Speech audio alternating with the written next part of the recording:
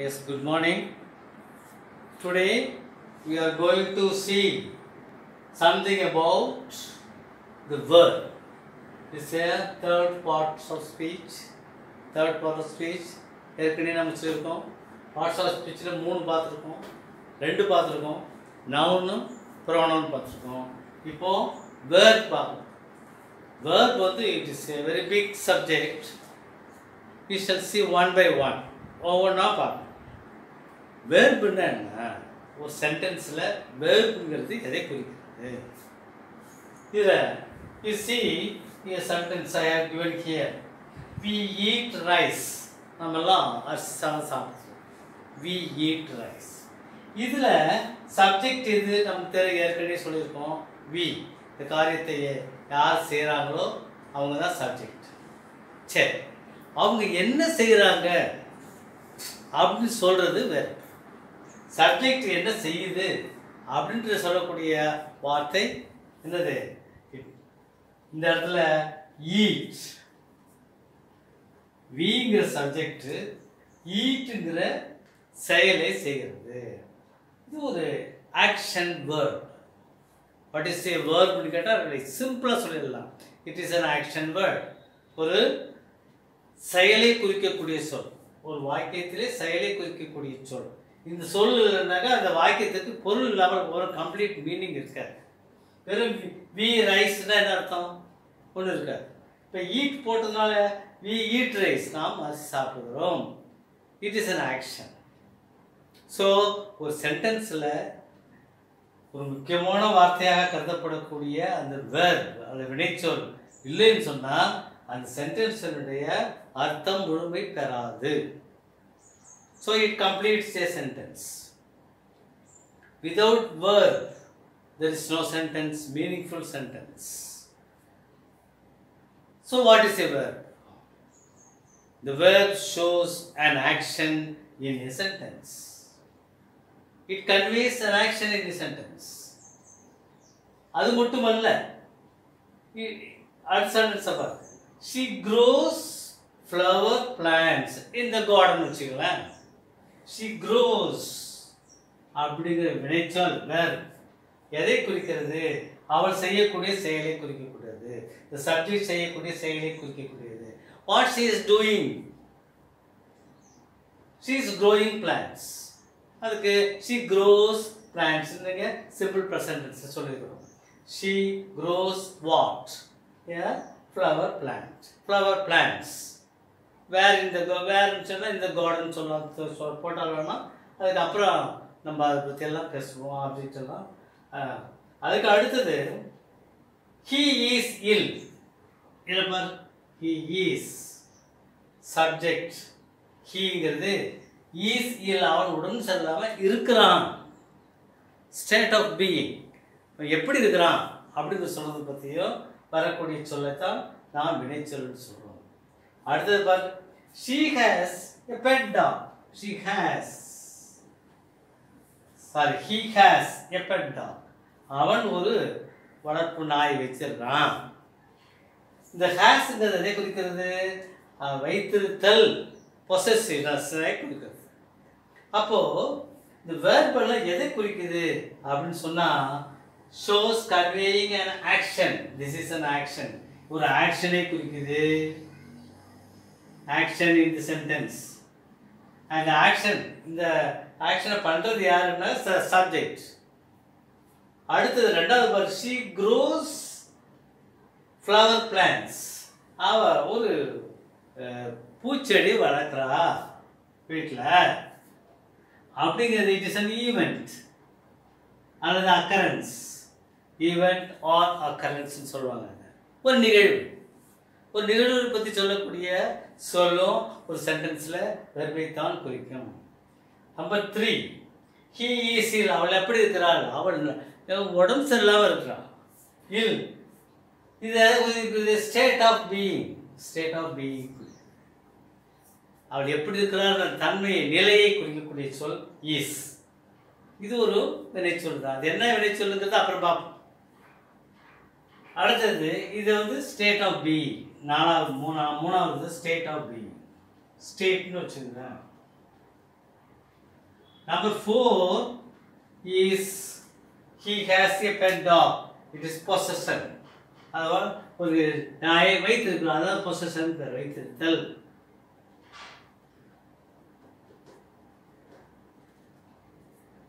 அப்போ ஒரு சென்டென்ஸ் எதை குறிக்கிறது, வெர்ப் எதை குறிக்கிறது சென்டென்ஸ்ல அப்படின்னு பார்க்கும்போது ஒரு ஆக்ஷனை குறிக்குது, அல்லது ஒரு ஈவெண்ட்டை குறிக்குது, அல்லது ஸ்டேட் ஆஃப் பீயிங்கை குறிக்குது, அல்லது பொசஷனை குறிக்கக்கூடியது.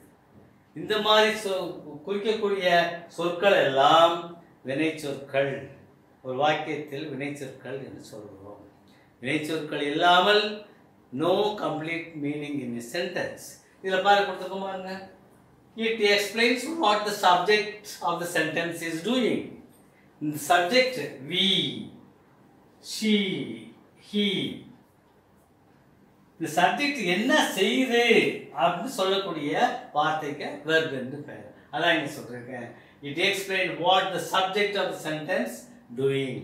சென்டென்ஸ்ல சப்ஜெக்ட் என்ன செய்யுதுன்னு சொல்லக்கூடிய அந்த வார்த்தைக்கு பேர் verb என்று.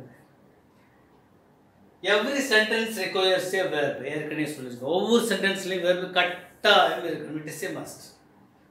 It comes after the subject. சப்ஜெக்ட்டுக்கு அப்புறம் வரக்கூடிய சொல்லாக இது அமையும். நாட் ஆல்வேஸ், எல்லா நேரத்துலையும் அப்படின்னு சொல்ல முடியாது. நம்ம அதில் பின்னாடி படிப்போம். இப்போ சப்ஜெக்டுக்கு பின்னாடி வரக்கூடிய அந்த சொல்லு வினைச்சொல்லாக அமையும். அடுத்தது can be one word or more other word. இப்போ இதில் பாருங்கன்னா see he is a boy. The isங்கிறது one word. He is playing football or something. அப்ப இங்க is மட்டும் verb இல்ல, is playingன்றது verb. அது present participle அதெல்லாம் பின்னாடி படிக்கிறோம். நம்ம is playingன்ற verb இங்க வரதுனால இது ஒரு வார்த்தைக்கு மேல வர சொற்களாக ஒரு சொல்லாக இருக்கலாம், ரெண்டு சொல்லாக இருக்கலாம், இன்னொன்று மூணு சொற்கள் இருக்கலாம். He has been playing. He has been playing. விளையாடிட்டே இருக்கிறான். நாள் விளையாட்டு ப்ராக்டிஸ் விட்டுட்டு விளையாடிட்டே இருக்கா, ப்ராக்டிஸ் பண்ணிட்டே இருக்கான்னு சொல்கிறோம் இல்லையா, அதுதான். He has been playing. இப்போ he has been playing சொல்லும்போது மூணு has been playing, மூணு he has been playing. அப்போ has been playing மூணு வார்த்தையா இருக்கு. ஒரு வார்த்தையாக இருக்கலாம், ரெண்டு வார்த்தையாக இருக்கலாம், அதுக்கு மேலேயும் இருக்கலாம். அது மூணு வார்த்தைக்கு மேலே இருக்கு சான்ஸ் இல்லை. இருந்தாலும் ஒரு வார்த்தை தான் வெர்புன்னு நம்ம மனசில் வச்சுக்கூடாது. It may be more then one word. So sentence, இந்த சென்டென்ஸில் வெர்பு முக்கியமான சொல். அது ஒரு ஆக்ஷனை குறிக்கலாம், அல்லது ஒரு ஈவெண்ட்டை குறிக்கலாம், அல்லது ஒரு பொசிஷனை குறிக்கலாம், அல்லது ஸ்டேட் ஆஃப் பீயிங்கை குறிக்கலாம். இதெல்லாம் வினைச்சொல். சப்ஜெக்ட் என்ன செய்யுதுன்னு சொல்லக்கூடிய வார்த்தையாக வருதெல்லாம் வினைச்சொற்களாக அமையும். இது சப்ஜெக்ட்டுக்கு பின்னாடி வரும். இவையெல்லாம் நாம் மனதில் வைத்து கொண்டால் வேர்ப், நான் பின்னாடி படிக்கப்படும் ஒவ்வொரு வேர்ப் பார்ட்ஸ் ஆஃப் ஸ்பீச்சில் வரக்கூடிய சப்டிவிஷன் என்னென்னங்கிறத பற்றியெல்லாம் விளக்கமாக உங்களுக்கு தெரியும். Yes, we saw what is your verb. Now, what are the types of the verbs? This is very important. You can take down in your notebook and we shall see one by one. Now, you see on the whole, verb can be classified into two major divisions. There is one is finite verb and another is non-finite verb. What is finite verb? What is non-finite verb? You shall see afterwards. தமிழில் வினை முற்று வினை எச்சம் என்ன சொல்லுவாங்க.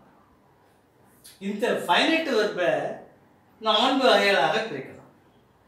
ஒன்று principal verb அல்லது lexical verb அல்லது மெயின் வெர்ப் என்று சொல்லுவாங்க. இதெல்லாம் என்னென்ன பின்னாடி பார்ப்போம். அடுத்து ஃபைனைட் வெர்பில் இன்னொரு பகுதி என்னன்னா லிங்கிங் வெர்ப் அல்லது கோப்புலர் வெர்ப். ரெண்டு செயல்களையோ ரெண்டு சென்டென்ஸையோ அல்லது ரெண்டு வார்த்தைகளையோ இணைக்கக்கூடிய சொல்லுக்கு linking verb. Principal verb is lexical verb சொன்னாங்க முக்கியமான வினைமுற்று. He, we eat rice ன்னு படிச்சோம். அந்த ஈட்ங்கற அந்த வினைச்சொல்லை நான் மெயின் வெர்பாக யூஸ் பண்றோம். அடுத்து auxiliary verb அல்லது helping verb அப்படி சொல்வாங்க. auxiliary verb சொன்னாக்க வினைச்சொல்லுக்கு வினைமுற்றுக்கு துணையாக இருக்கக்கூடிய சொல். இப்போ he is going அப்படின்னு சொல்றாங்க வச்சுங்க.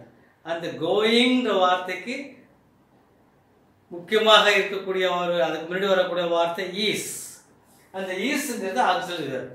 அந்த பிரின்சிபல் வெர்புக்கு துணை செய்யக்கூடிய வினைச்சொல்லாக இருப்பதனால இதுக்கு பேர் துணை வினை சொல். அப்படின்னா பின்னாடி எல்லாம் விளக்கம் நம்ம படிப்போம். அடுத்து ஃப்ரேசல் வெர்ப். ஃப்ரேசல் வெர்ப் என்னன்னு சொன்னால் 2 வார்த்தை இருக்கும் அல்லது 3 வார்த்தை இருக்கும். அதில் ஒன்று பார்ட்டிசிபிளாக இருக்கும், ஒன்று பார்ட்டிக்கிள் அப்படின்னு சொல்லுவாங்க, பார்ட்டிக்கலாக இருக்கும். இப்போ லாஃப் அட் அப்படின்னு வச்சுக்கோங்க, பரிகாசம் பண்ணால். லாஃப்னா சிரிக்கிறது, இட்டுன்னா அதே சிரிக்கிறதுன்னு அர்த்தம் வராது. லாஃப் அட்னு சொல்லும்போது வேறு மீனிங் வருது, பரிகாசம் பண்ணான்ற மீனிங் வருது. அந்த மாதிரி வரக்கூடிய சொல்களெல்லாம் ஃப்ரேசல் வருது. இதை பற்றி முக்கியமான ஃப்ரேசல் வருது என்ன அப்படின்னு பார்க்கணும். அதே வார்த்தை, அந்த வார்த்தைக்குள்ள அதே அர்த்தம் இருக்காது, அர்த்தம் மாறி வரும். ரெண்டு வார்த்தைகள் சேரும் பொழுது அதெல்லாம் ஃப்ரேசல் வெர்பாக நாம் படிக்கிறோம். நிறைய ஃப்ரேசல் வெர்ப் இருக்குது, அதை பற்றி விளக்கமாக தனியாக படிப்போம். ரைட். இப்போ இந்த பிரின்சிபல் வெர்பில் 2 விதமான வெர்ப் இருக்குது. Regular and irregular verb, transitive and intransitive. இது என்ன, இது விளக்க படிக்கிறது தான் ஒரு இன்ட்ரடக்ஷன் கொடுக்குறோம் உங்களுக்கு. ரெகுலர் வெர்ப்னா இப்போ டாக்குன்னு வச்சுக்கோங்க, அதுக்கு பாஸ்ட் டென்ஸ் என்ன, டாக்டு. V2 வந்து டாக்டு, V3 என்ன, டாக்டு, V4 என்ன, டாக்கிங், V5 என்ன, டாக்ஸ். இதெல்லாம் நம்ம முன்னாடியே படிச்சிருக்கோம். அப்போ இந்த கடைசி 2 விட்டுருங்க. முன்னாடி V1 V2 V3 இதை மட்டும் எடுத்துங்க. இந்த V1 V2 V3ல ரெகுலர் பேட்டர்னாக இருக்கும். ஈடி சேர்க்கறது, வெறும் ஈடி மட்டும் சேர்க்கறது, வெறும் ஐஇடி மட்டும் சேர்க்கறது. அந்த மாதிரி உள்ள ரெகுலராக மாறக்கூடிய சொற்கள் எல்லாம் ரெகுலர் வெர்ப்னு சொல்கிறோம். இர்ரெகுலர் வெர்ப் என்னென்ன, ஈட்டுன்னு சொல்கிறோம், இஏடி, ஈட். அதுக்கு V2 என்ன, V1 வந்து ஈட், V2 என்ன, ஏட், ஏடிஇ, ஸ்பெல்லிங்கே மாறுது. V3 என்ன, ஈட்டன், இஏடிஇஎன், ஈட்டன் சொல்கிறோம். ஈட், ஏட், ஈட்டன், ஸ்பெல்லிங் மாறுது, சொல்லும் மாறுது. அந்த மாதிரி வரதெல்லாம் இர்ரெகுலர் வெர்ப்ஸ் அர்த்தம். அது நம்ம விளக்கமாக அப்புறம் பார்ப்போம். அடுத்து transitive verb and intransitive verb. Object எடுக்கக்கூடிய சென்டென்ஸ் அந்த இதில் உதாரணமாக வி ஈட் ரைஸ்ங்கிற சென்டென்ஸ் எடுத்துங்க. We eat rice, we eat what, rice. I met him, ஐங்கிறது subject, மெட் ஹூம், யார, ஐ மெட் ஹிம், அவனே சந்தித்தேன். அப்போ ஹிம்ங்கிறது ஆப்ஜெக்ட்.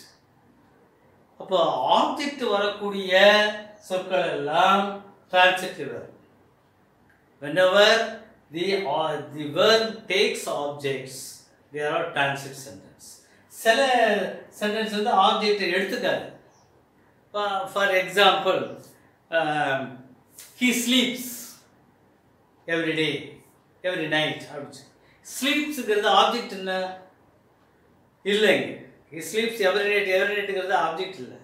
எதை தூங்கினான்னு சொல்ல முடியாது, யாரை தூங்கினான்னு கேட்க முடியாது. வாட், வேர், வென் இதெல்லாம் வரதில்ல, அங்கே இருக்காது. அப்போது அந்த வாட்டுக்கு ஆன்சர் கிடையாது, ஹூம்ங்கிற ஆன்சரே கிடையாது, யாரைங்கிறது இருக்கிறது ஆன்சர் கிடையாது. அப்படி வரக்கூடிய ஆப்ஜெக்ட் இல்லாத சென்டென்ஸ் எல்லாம் இன்ட்ரான்சிட்டிவ் வெர்ப். இதை பற்றியெல்லாம் நாம் பின்னாடி விளக்கமாக படிப்போம். அடுத்து linking verb.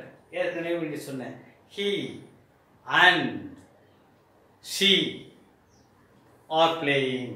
he and she, இந்த அண்டுங்கிற வார்த்தை என்ன பண்ணுறது, he she இணைக்கக்கூடிய ஒரு இணைச்சொல்லாக வருது. So it is a linker. இதை பற்றி விளக்கமாக படிப்போம். அடுத்தது ஆக்சிலரி வெர்ப் அல்லது ஹெல்பிங் வெர்ப். ஆக்சிலரி வெர்ப் அப்படின்னு சொல்லும்போது அதில் 2 ஆக்சிலரி வெர்ப் இருக்குது. Primary auxiliary, modal auxiliary.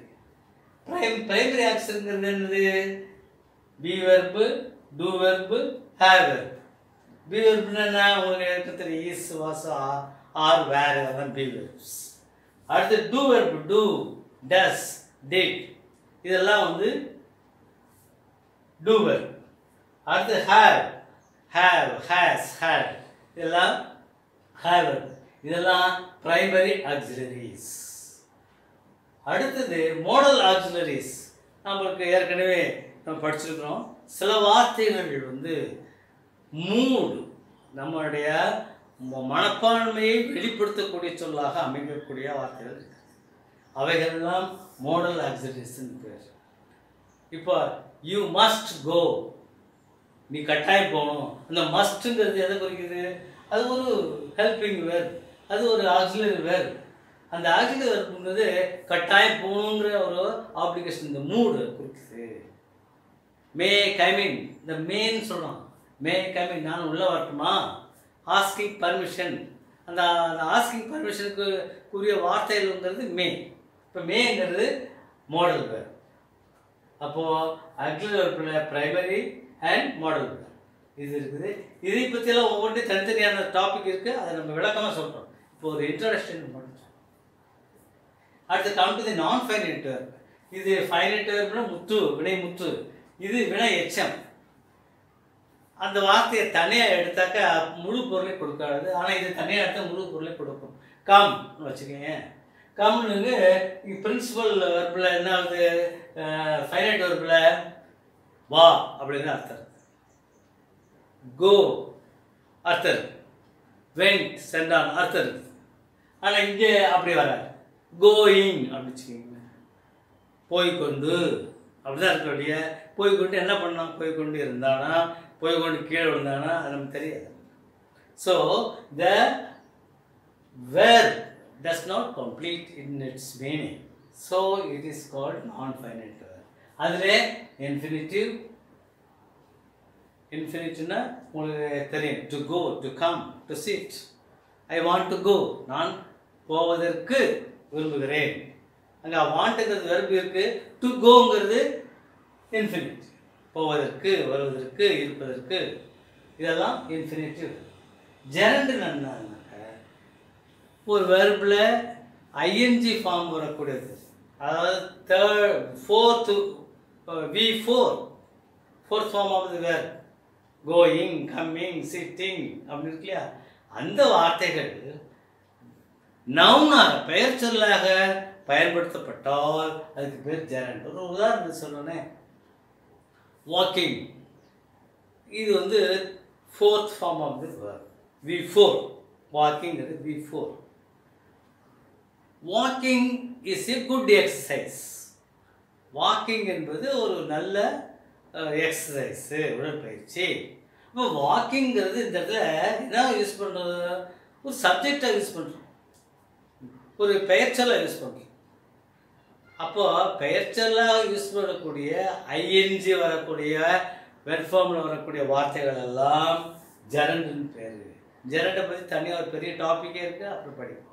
இப்போ ஒரு இன்ட்ரோடக்ஷன் பண்ணுறோம். ரைட். அடுத்தது பார்ட்டிசிபிள். நம்ம இதில் வெர்ப் ஃபார்மில் V1, V2, V3, 4 வரும்போது தேர்ட் ஃபார்ம் V3 என்ன சொல்கிறோம்?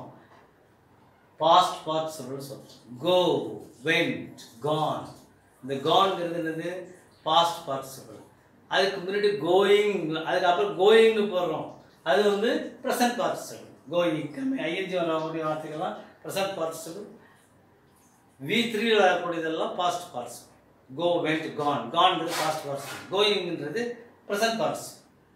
அப்போது நான் ஃபைனைட் வெர்பில் இன்ஃபினிட்டிவ், ஜெரண்ட் அண்ட் பார்ட்டிசிபிள் அப்படின்ற 3 வகையாக அர்த்தம் இருக்கிறது. இது ஒவ்வொன்றை பற்றியும் நாம் தெளிவாக ஒவ்வொரு டாப்பிக்கிட நாம் இப்போ பார்ப்போம். Yes, in finite verb, in the verb we have got 2 classification. 2 type இருக்குது.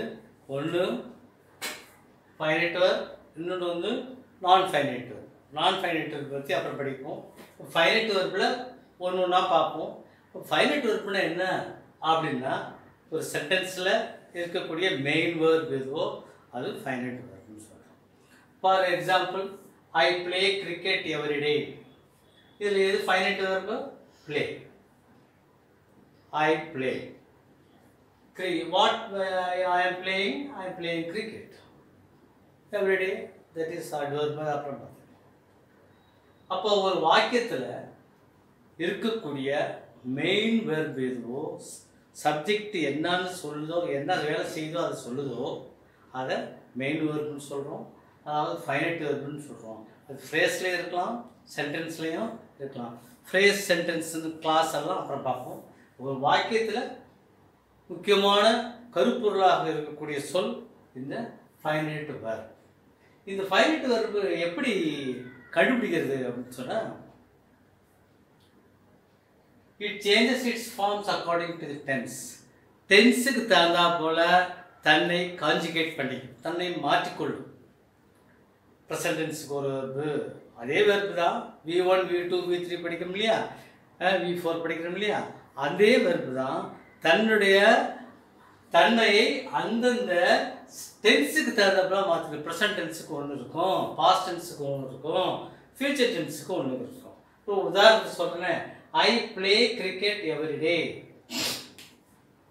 ப்ளே, நான் தினமும் கிரிக்கெட் விளையாடுகிறேன். இது வந்து ப்ரெசன்ட் டென்ஸ். தினமும் விளையாட்டு யூஸ்வல் ஹேபிட். அடுத்த சென்டென்ஸை பாருங்க, ஐ பிளேட் கிரிக்கெட் எஸ்டர்டே. இங்கே என்ன ஆகுது? டென்ஸ் மாறுது. எஸ்டர்டேனா நேற்று. நேற்றுன்னா இறந்த காலத்தில் சொல்லணும், பாஸ்ட் டென்ஸில் சொல்லணும். பாஸ்ட் டென்ஸ் சொல்லுறாங்க. இந்த பிளேங்கிற சொல்லு வினைச்சொல், அதாவது இந்த ஃபைனைட் வெர்பு என்ன செய்யுது? பிளேடுன்னு மாறு. அதே போல் I shall play cricket tomorrow. டுமாரோன்றது நாளை குறிக்கக்கூடிய சொற்கள். இதெல்லாம் டென்ஸை இண்டிகேட் பண்ணக்கூடிய சொற்கள். எவ்ரிடே தினமும் விளையாடுகிறான். ப்ளே V1 பொருள். எஸ்டர்டே நேற்று விளையாண்டான். V2 பொருள். டுமாரோ அடுத்து shall play. I shall play. அப்போ இந்த காலத்திற்கு தகுந்தாற் போல இந்த வெர்பு தன்னை மாற்றிக்கொள்கிறது. So it changes according to the tense. டென்ஸுக்கு தகுந்தா போல தன்னை மாற்றிக்கொள்ளக்கூடிய சொற்கள். நம்பர் 1. நம்பர் 2, இந்த 3 சென்டென்ஸை பாருங்க. She sings well. அவள் நல்லா பாடுகிறாள். சப்ஜெக்ட் வந்து she. அடுத்தது they sing well. அவர்கள் பாடுகிறார்கள். அங்கே சிங்னு போறோம். அடுத்தது பாரு, I sing well. நான் நன்றாக பாடுகிறேன். இங்க I வந்தா sings. இந்த சப்ஜெக்ட் எந்த நம்பர்ல இருக்குதோ, சிங்குலர் இருக்கா ப்ளூரல் இருக்கான்னு பாருங்க. சிங்குலருக்கு தகுந்த மாதிரி வெர்பு இருக்கு, ப்ளூரலுக்கு தகுந்த மாதிரி வெர்பு இருக்கு.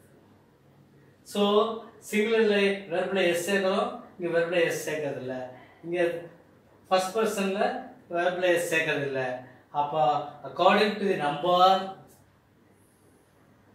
It changes according to the number. Number என்ன? Singular plural. சப்ஜெக்ட் சிங்குலரா ப்ளூரலா பார்த்து அதுக்கு தகுந்த மாதிரி வெர்பு தன்னை கான்ஜுகேட் பண்ணும். அடுத்து ஒரு 3 சென்டென்ஸ் இருக்கு பாருங்க. I go to school every day. I கோங்கிறது வெர்பு. அதே சமயத்தில் ஹீ போட்டுறோம். சப்ஜெக்ட் ஹீயா வருது. அப்போ he goes to school every day. அவர் தினமும் ஸ்கூலுக்கு போறாங்க. அதே மாதிரி யூங்கிற சப்ஜெக்ட் என்ன வெர்பு எடுத்துக்குது? கோங்கிற வெர்பு எடுத்துக்குது. You go to school every day. இதில் பார்த்தீங்கன்னு சொன்னாக்க first person, second person, third person. ஒவ்வொரு பர்சனுக்கு தகுந்த மாதிரியும் வெர்பு தன்னை மாற்றிக்கொள்கிறது. ஃபர்ஸ்ட் பர்சனுக்கு V1, செகண்ட் பர்சனுக்கு இங்கே இருக்கு, செகண்ட் பர்சனுக்கும் V1 தான். தேர்ட் பர்சனுக்கு சிங்குலராக இருந்தால் என்ன பண்ணுது, கோஸ் வந்து இஎஸ் சேர்க்குது. நம்ம வெர்பு 1 2 3 4 வெர்பு 5 போடுறோம்ல, ஃபெர்வெல்ல சிம்பிள் ப்ரெசன்ட்டில் என்ன பண்ணுன்றதை சொன்னோம். வெர்பில் இஎஸ் சேர்க்கணும், வேறு எஸ் சேர்க்கணும், வெர்போட எஸ் சேர்க்கணும். இங்கே இஎஸ் சேர்த்துருக்கோம், ஓ வந்துருக்கிறதுனால இஎஸ் சேர்த்துருக்கோம். அதில் ஏன் இஎஸ் சேர்க்குறோம், ஏன் எஸ் சேர்க்குறோங்கிறதுலாம் தனிப்பாடம் இருக்குது, அதில் படிக்க போகிறோம். அப்போது இது according to the person, changes according to the person. First பர்சனா, செகண்ட் பர்சனா, தேர்ட் பர்சனா அப்படின்றத பார்த்து அதுக்கு தகுந்த மாதிரி இந்த வெர்பானது தன்னை மாற்றிக்கொள்கிறது. இது வந்து ஃபைனைட் வெர்பில் 3 விதமான முக்கியமான விஷயங்களை நாம் தெரிந்து கொள்ள வேண்டும். It changes the subject, the verb changes according to the tense of the verb of the sentence. It changes according to the number, singular or plural. அதுக்கு தகுந்த மாதிரி மாறுகிறது. It changes according to the person, all first person, second person, third person. 3 விஷயங்களையும் நாம் இந்த finite வெர்பில் அவசியமாக தெரிந்து கொள்ள வேண்டும். வெர்பு எப்படி மாறுதுன்றதை நீங்கள் தெரிந்து கொள்ள வேண்டும். ஸ்போக்கன் இங்கிலீஷில் இதெல்லாம் ரொம்ப முக்கியமாக நமக்கு தேவைப்படும். நம்ம ஃபைனைட் வெர்பு என்னென்னு பார்த்தோம், அதுக்கு எக்ஸாம்பிள் பார்த்தோம். இப்போது நான் ஃபைனைட் வெர்பு ரெண்டு பாகம் சொன்னோம், 2 பிரிவு. அதில் 2வது பிரிவு நான் ஃபைனைட் வெர்பு, அதாவது வினை எச்சங்கள் என்று தமிழில் சொன்னோம். இதில் பார்த்தீங்கன்னா நம்ம அதில் ஃபைனைட் வெர்பில் பார்த்தோம், according to the person, according to the tense, according to the number, the verb changes its spelling. சரி, அதை கான்ஜுகேட் பண்ணும்போது வெர்பு மாறிக்கொள்கிறது. ஆனால் இங்கே அப்படி இல்லை. According to the person, according to the number, according to the tense இது மாறாது. இதுதான் இதுக்கு அதுக்குள்ள வித்தியாசம். Verbs changes in the finite verb according to the person, number and tense. ஆனால் இதில் there is no changes in the verb form. The verb form is the same thing. இப்போ பார்த்தீங்கன்னா உதாரணத்தை பார்த்தீங்கன்னா I example. This is also an example too. இதில் I like swimming. Swimming அப்படிங்கிறது ஒரு நான் ஃபைனைட் வெர்ப். ஸ்விம்மிங் அர்த்தம் நீச்சல். இது ஒரு gerund. Ing form of the verb used as gerund. Gerund இப்போ யூஸ் பண்ணுவீங்கன்னா நான் ஃபைனைட் வெர்ப் மட்டும் வச்சுக்கோங்க. இந்த நான் ஃபைனைட் வெர்ப் என்ன ஆகுதுனாக்க ஐ வந்தாலும் ஸ்விம்மிங் தான், யூ வந்தாலும் ஸ்விம்மிங் தான். You like swimming, we likes swimming, he likes swimming. இதில் தான் மாற்றம் இருக்கும். இது மெயின் வெர்பில் தான் மாற்றம் இருக்கும், ஃபைனைட் வெர்பில் தான் மாற்றம் இருக்கும். இது நான் ஃபைனைட் வெர்ப், அதனால் இதில் மாற்றம் இருக்காது. they like swimming. அப்போ all these non-finite verb does not change in spelling or other things. First person, இது according to person, first person का नाम, सेकंड पर्सन का नाम, थर्ड पर्सन का नाम, सिंगुलर का नाम, प्लूरल का नाम, नंबर का आदेगा. அதே மாதிரி டென்ஸ் பாருங்க, ஐ லைக் ப்ரெசன்ட் டென்ஸ், இங்கே ப்ரெசன்ட் டென்ஸ், இங்கே லைக்ஸ் ப்ரெசன்ட் டென்ஸ், இல்லை பாஸ்ட் டென்ஸ் வச்சுக்கலாம். ஐ லைக் ஸ்விம்மிங் பாஸ்ட் டென்ஸாக வந்தாலும் அது வந்து அதே ஸ்பெல்லிங் தான் கொடுக்கும். அப்போது verb does not change.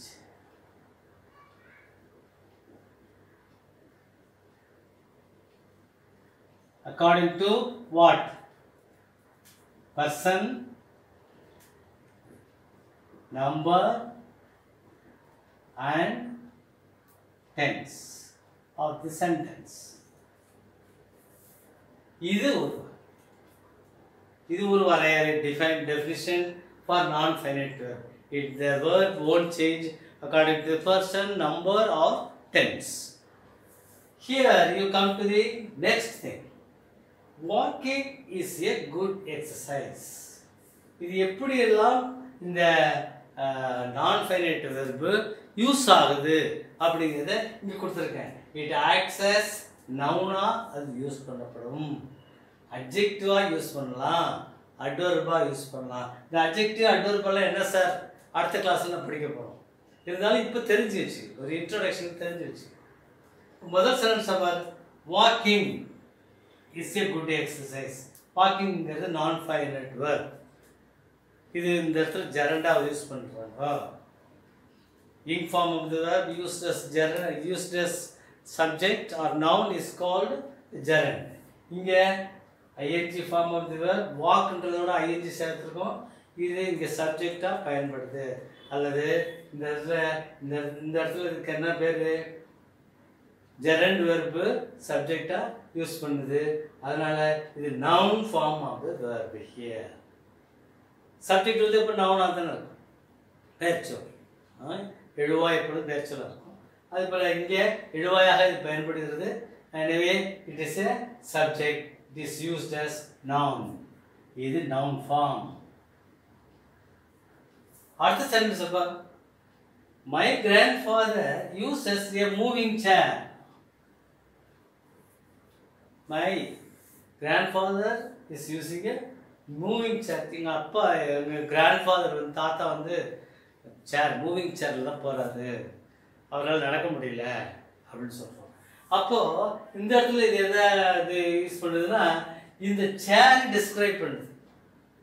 எப்பவுமே ஒரு சப்ஜெக்டை மாடிஃபை பண்ணால் ஒரு சப்ஜெக்டை விளக்கி சொல்லக்கூடிய வார்த்தை அட்ஜெக்டிவ். ஸோ இந்த மூவிங்கிற அந்த நான் ஃபைனைட் வெர்பு இந்த இடத்துல அட்ஜெக்டிவாக யூஸ் பண்ணுறோம். எனவே இது அட்ஜெக்டிவ் யூஸ், அட்ஜெக்டிவல் யூஸ். நல்லா பார்த்துங்க. மூவிங் சேர், சில வாக்கிங் ஸ்டிக்குமா, வாக்கிங் ஸ்டிக். இது வாக்கிங் ஸ்டிக்குன்னா இது வந்து ஜெரண்டானா ஜெரண்ட் கிடையாது. இன்னும் இது அட்ஜெக்டிவாக இங்கே வரல, ஆனால் இங்கே வருது. மூவிங் சேர்ங்கிறது வருது, இங்கே வரல. ஏன் இது எப்படி கண்டுபிடிக்கிறது அப்படின்னா, ஆப்ஜெக்ட்டு அந்த வேலையை செய்யுமா, செய்யும். சேர் மூவ் ஆகும், நம்ம மூவ் பண்ணால் அது மூவ் ஆகும். அப்போ அந்த ஆப்ஜெக்ட் அந்த வேலையை செய்ய முடிஞ்சால் அதை அட்ஜெக்டிவாக நம்ம அதை யூஸ் பண்ணுறோம். ஆனால் இங்கே போகிற வாக்கிங் ஸ்டிக், ஸ்டிக் வந்து நடக்காது, வாக் பண்ணாது, அதுக்கு யூஸ் பண்ணுறோம். அதனால் stick cannot walk. The chair can move, but here the stick cannot walk. So it is not adjective use, it is participle. Participle நம்ம படிப்போம்.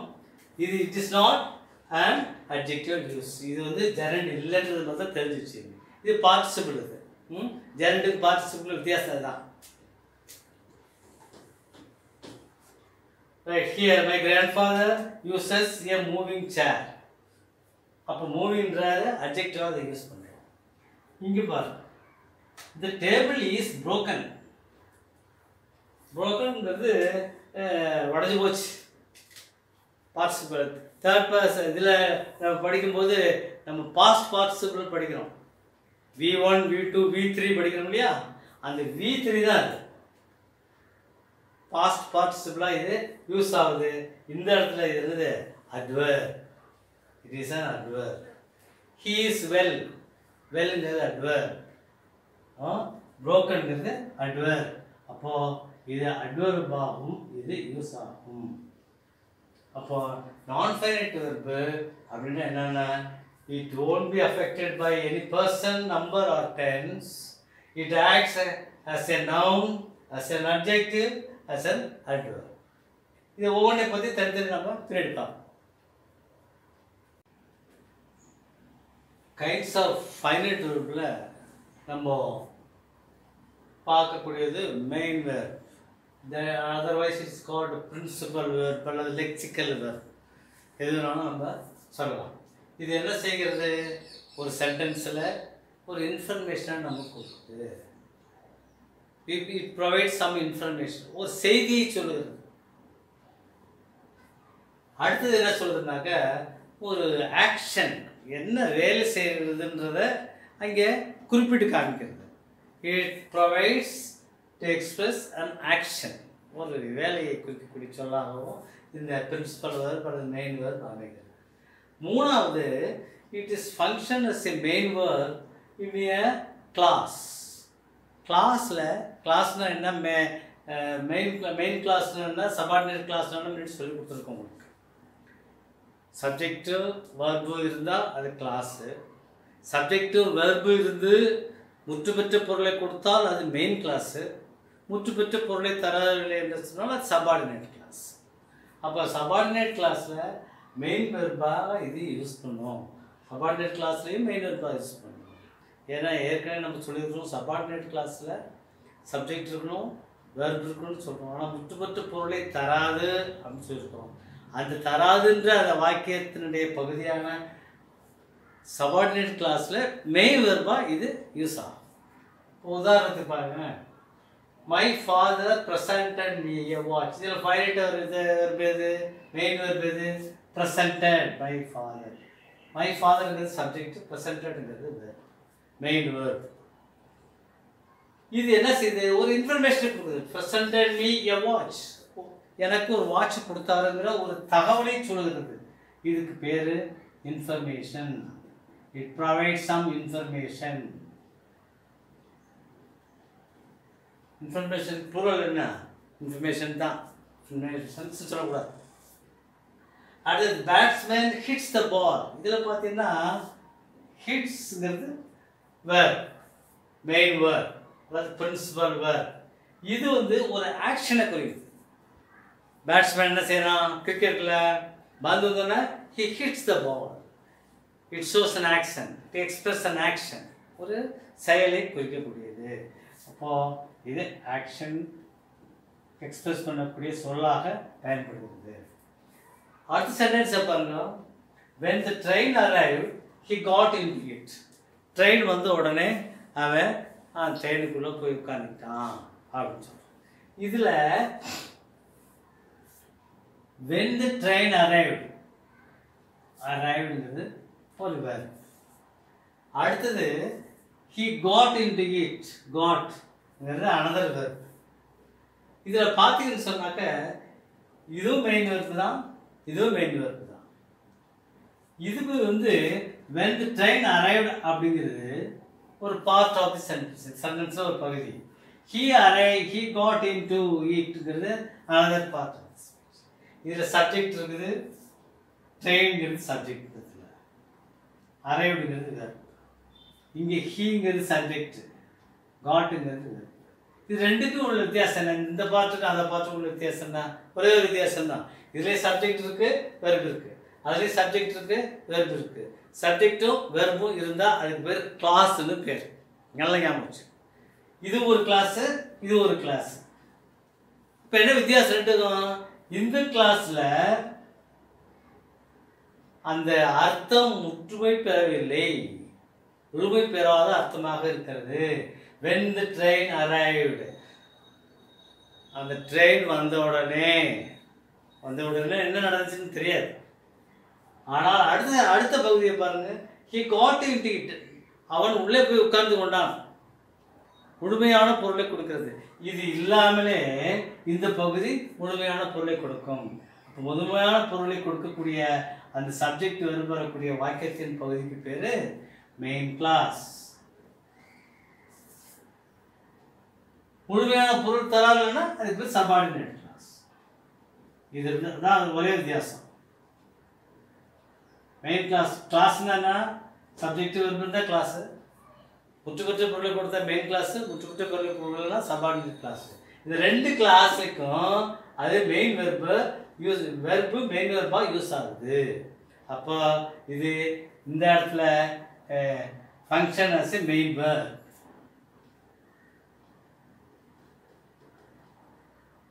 Functions as main verb. Main வெர்ப்னா என்னன்னு உங்களுக்கு ஏற்கனவே சொல்லி கொடுத்துருக்கோம்.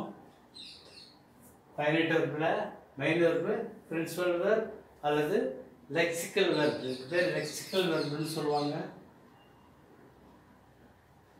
மெயின் வெர்ப்னு சொல்லுவாங்க, பிரின்சிபல் வெர்ப்னு சொல்லுவாங்க, எதுனாலும் சொல்லிக்கலாம். பட் இந்த மூணு விதமான செயல்களையும் இந்த பிரின்சிபல் வெர்பு செய்யும் என்பது அவசியம் தெரியும்.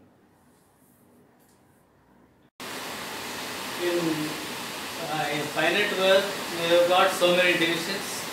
One of the divisions is the principal verb. இந்த principal verbல ரெண்டு வகை இருக்குது, ரெகுலர் அண்ட் irregular. அடுத்து transitive and intransitive. நம்ம படிக்க போகிறது ரெகுலர் அண்ட் irregular verb. இதில் பெரிய விஷயம் இல்லை. வெர்பு என்ன பண்ணணும், வினைச்சொல் என்ன பண்ணணும், சில பேட்டர்னில் மாறும். V1, V2, V3, V4, 5 விட்டுருங்க. V1, V2, V3க்குள்ள இந்த வெர்ப் வந்து தன்னை மாற்றிக்கொள்ளும். அப்படி மாற்றிக்கொள்ளும் போது எப்படி மாற்றிக் கொடுக்கிறது? ரெண்டு விதமாக மாற்றம் இருக்கிறது. முதல் மாற்றத்தில் பார்த்தீங்கன்னா talk, top, talk.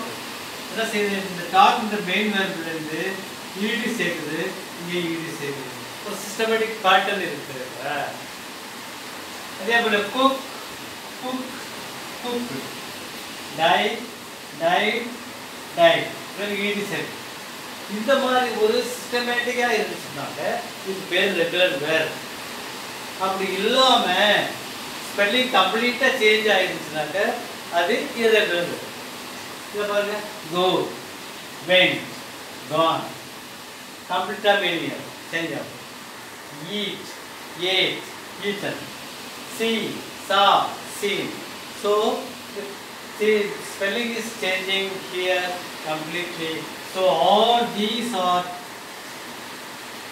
regular verbs.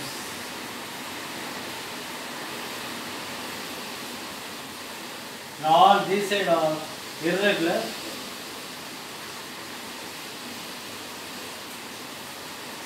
Let us go to the second part of the sentence, transitive and intransitive.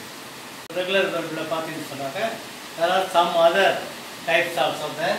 இத பாத்தீங்கன்னா cut, cut, cut. எல்லாத்துக்கும் ஒண்ணுதான். V1, V2, V3 எல்லாம் ஒண்ணுதான். Shut, shut, shut. Put, put, put. Set, set, set. இந்த மாதிரி வர வாக்கியங்களும் உண்டு. இதை நீங்கள் தெரிந்து கொள்ள வேண்டும். அதே போல B வெர்ப்ல பாத்தீங்கன்னு சொன்னா B வெர்ப்ல is இங்க am சேர்த்துக்கலாம். is bar am. Is, am, past tense was, past participle, V3 வந்து been. அதே போல are, were, been. இது B verb. அடுத்து do வெர்ப்ல பார்த்தீங்கன்னா do, did, done. Do, இது does சேர்த்துக்கலாம். Do, doesங்கிறது V1, V2, V3. Have, has, had, have verb. B verb எப்படி மாறும், do verb எப்படி மாறும், have verb எப்படி மாறும், இந்த V1, V2, V3 சம்பந்தமாக. அப்போ இதெல்லாம் வெர்பை மாறக்கூடியதாகவும் இருக்கும், மாறக்கூடாததாகவும் இருக்கும். சிங்கிள் பேட்டர்னில் மாறுச்சுன்னா அது ரெகுலர் வெர்ப், அப்படி மாறுதுன்னு சொன்னால் அது irregular வெர்ப். இப்படியும் வெர்பு இருக்குது அப்படிங்கிறத நீங்கள் பார்த்து. இப்போ transitive verb, intransitive verb பார்க்க போறோம். ரெகுலர் irregular பார்த்தாச்சு. Transitive verb, intransitive verb. Now I have written two types of sentences. இந்த முதல்ல பார்த்தீங்கன்னா ராமா killed ராவணா. ராமாங்கிறது சப்ஜெக்ட். verb இதில் நல்லா தெரியும் நமக்கு. சப்ஜெக்ட்டுக்கு அப்புறம் வரக்கூடிய சொல் verb, வினைச்சொல். ராமன் என்ன செய்யறான்றதை சொல்லுது. சரி, ராமன் கொன்றான். யாரை அப்படிங்கிற வார்த்தைக்கு வாட் எதை, விச் எதை, வாட் யாரை, இப்படியெல்லாம் சொன்னோம்னாக்க யாரை கொன்றான்ற வார்த்தைக்கு பதில் எதை வருதோ அது ஆப்ஜெக்ட். ராமன் கொன்றான். யாரை கொன்றான்? ராவணனை கொன்றான். இப்போ ராவணன்கிறது ஆப்ஜெக்ட். இல்லை ஞாபகத்தில் வச்சு. அடுத்த சென்டென்ஸை பாருங்க. சப்ஜெக்டு, ஐங்கிறது சப்ஜெக்டு, ஹெல்ப்டுங்கிறது வெர்பு நமக்கு நல்லா தெரியும். இதில் நான் உதவி செய்தேன் யாருக்கு அவனுக்கு. அப்ப I helped him அப்படிங்கிறது ஆப்ஜெக்ட். புரியுதா உங்களுக்கு? அடுத்தது பாரு, she sings a song. She sings a song. Sings ன்றது verb, ங்கிறது சப்ஜெக்ட். அவள் பாடுகிறாள். எதை பாடுகிறாள்? என்ன பாடுகிறாள்? அர்த்தம் வருது. அப்ப அதுக்குள்ள பதில் வரக்கூடிய வார்த்தை a song. அவள் ஒரு பாட்டை பாடுகிறாள். She sings a song. She sings a song. இது வந்து ஆப்ஜெக்ட். அடுத்த சென்டென்ஸ் பாருங்க. Subject she, sings verb, well. அவள் பாடுகிறாள். எதை பாடுகிறாள்? அங்க ஆப்ஜெக்ட் இல்லை. எப்படி பாடுகிறாள்ங்கிறதுக்கு வார்த்தை வருது. எதைங்கிற வார்த்தைக்கும் என்னங்கிற வார்த்தைக்கும் யாரைங்கிற வார்த்தைக்கும் எது பதில் வருதோ அவைகளெல்லாம் ஆப்ஜெக்ட். இது வந்து என்னது? வெல்லுங்கிறது எப்படி பாடுகிறாள்ங்கிறது தன்மையை குறிக்கக்கூடியது. இது ஆட்டோமேட்டிக்காக இருந்தது அட்வர்ப். இங்க சப்ஜெக்ட் இல்லை. சப்ஜெக்ட் வரக்கூடிய வாக்கியம் எல்லாம் டிரான்சிட்டிவ் வேர்.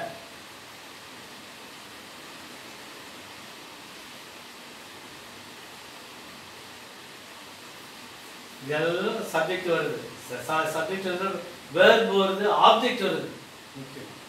சப்ஜெக்ட் இருக்கு, வேர்ப் இருக்கு எல்லாத்துலயுமே.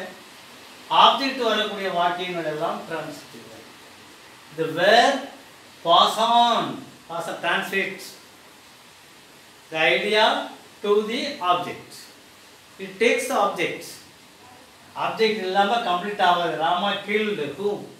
யாரை கொன்றான்னு தெரியல. நம்ம இது போட்ட உடனே ஆப்ஜெக்ட் வருது, இந்த மீனிங் ஃபுல்லாக கம்ப்ளீட் ஆகுது.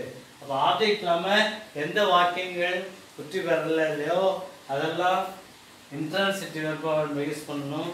ஆப்ஜெக்ட் வந்து அந்த வாக்கியம் முற்றுவிட்டால் அதை நாம் டிரான்சிட்டிவாக சொல்லணும்.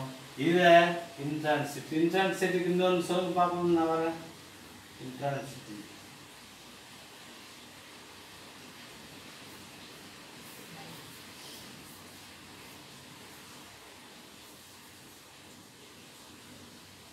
he sleeps.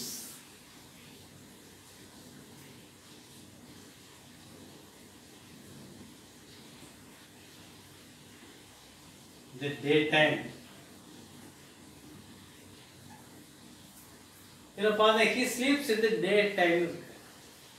சப்ஜெக்ட் தெரியுது. ஸ்லீப்ஸ்ங்கிறது வெர்பு. அவன் பகலில் கூட தூங்குறான்னு சொல்கிறோம். யாரை தூங்குறான், எப்படி தூங்குறான் அப்படின்றதுக்கெல்லாம் பதில் இல்லை, வராது. அது மாதிரி எப்போ தூங்குனான்றதுக்குலாம் வரும். எப்போ, இடம், நேரம், நேரம், காலம், இடமெல்லாம் வரும்போது அதை வந்து அட்வர்பை நம்ம யூஸ் பண்ணுறோம். இது வந்து அட்வர்பு, இந்த டைம்ங்கிற அட்வர்பு. அதனால் இதை நாம் ஆப்ஜெக்டாக கொள்ள முடியல. ஆப்ஜெக்ட் இல்லாத இந்த வாக்கியத்தை நாம் இன்ட்ரான்சிட்டிவ் சென்டென்ஸ் சொல்லுவோம். இது sleeps is the intransitive verb, sings the intransitive verb. அதே இந்த singing இந்த இடத்துல என்ன வருது? transitive ஆகும் வரும். This is called transitive, this is called intransitive.